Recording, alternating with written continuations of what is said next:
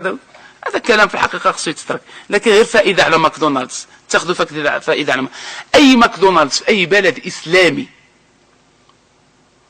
أي ماكدونالدز في بلد إسلامي كالمغرب أو غيره من البلاد الإسلامية باستثناء دولة مصر العربية، ما يقدم من وجبات فهي ميتة غير مذبوحة، باستثناء اللي قلت لكم ديال الماكله ديال الوجبه ديال السمك، الفيش ماك كتسمى، او بعض.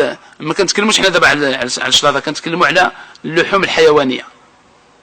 علاش؟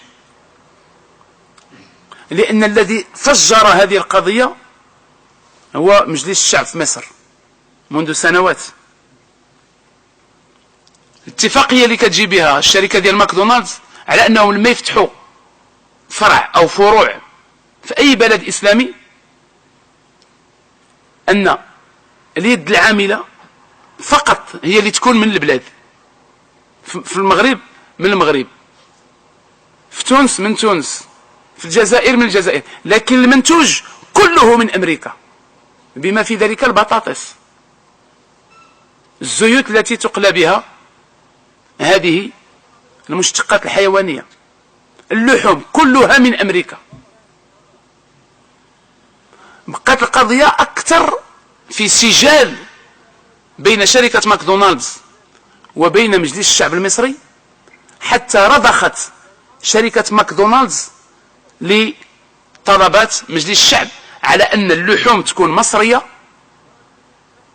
لحوم البقر، وهم كيأكلوا أيضا الجاموس، وكل المنتوج يكون مصري محلي وطني.